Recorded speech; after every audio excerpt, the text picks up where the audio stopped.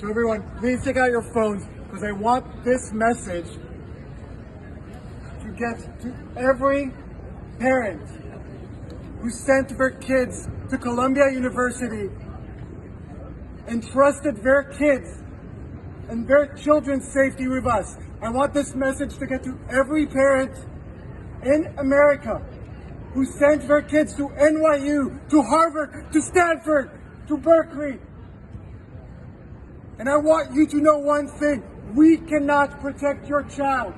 And I'm not saying this as a professor. I should introduce myself. My name is Shai Davidai. I am a professor at Columbia Business School. I am Israeli. But before all of that, I am a dad. I have two beautiful children. And I'm talking to you, I'm speaking to you as a dad.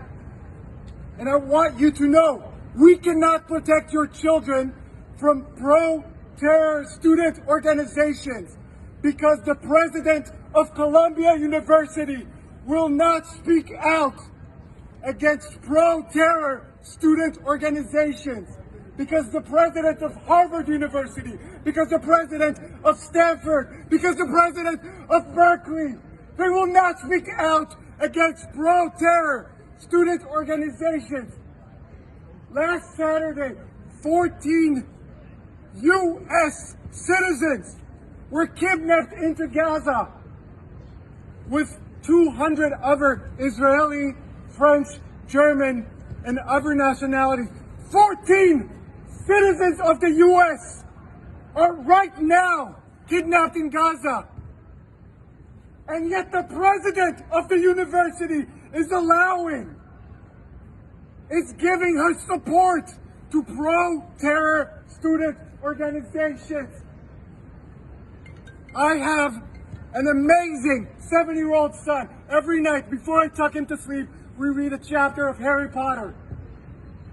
And yet, to the students, to the pro-terror student organizations at Columbia, my 7-year-old son is a legitimate target of resistance just because he's Israeli. I have a 2-year-old daughter, a feisty 2-year-old daughter. She has 2 songs that are her favorite: Baby Shark and Shake It Off by Taylor Swift. And yet, to the pro-terror student organizations on campus here and at Harvard and at NYU and at Stanford and at Berkeley and at Northwestern, my 2-year-old daughter is a legitimate target of resistance.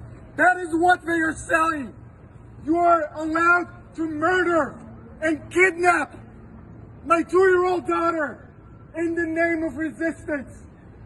And none of the presidents of universities all around the country are willing to take a stand. This is what cowards do. And I'll name it now. President Minouche Shafik of Columbia University, you are a coward. Because if President Biden can come up and say, no, this is unacceptable, this is inhumane, and if Eric Adams, the mayor of New York City, is able to say, this is not okay, then where are you, President Shafik of Columbia University? We are waiting for you to eradicate all pro-terror student organizations from campus. Last week, we had thousands of students chanting pro-terror songs that are sung right now in Iraq, in Libya, in Yemen, in Afghanistan. They were singing this not in Gaza, not in Afghanistan, here in New York City. And this is the school that you want to send your children to? They were celebrating the rape of teenage girls in a music festival in the name of resistance. They were celebrating this. And the president of the university is allowing these pro-terror student organizations to march on our campuses. They brought a building here of the Center for Jewish Life had to go on lockdown. Not in Gaza, not in Tel Aviv, here in New York City. Because of this quiet, this cowardice of the presidents of NYU, of Columbia, of Harvard. And I'm telling every parent in the United States, it does not matter if you're Jewish or Christian or Muslim or Hindu or Buddhist or an atheist like myself.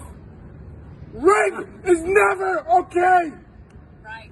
Not as an act of resistance, not as an act of revenge. Rape is never okay. And if my amazing 2-year-old daughter was now 18 years old, I would never send her to Columbia.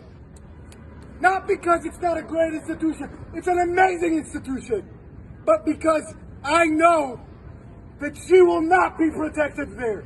Because the president of the university allows pro-terrorists to march on campus. We would never allow the KKK to march on our campus. We would never allow a pro-ISIS demonstration on our campus. Can you imagine in the city that had to endure 9/11, the worst attack on American soil?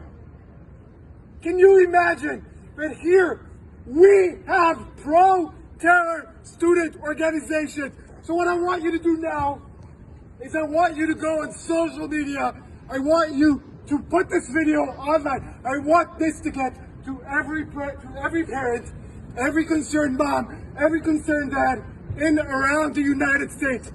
And I want you all tomorrow morning to call your kids' college, your kids' university, and ask them one simple question.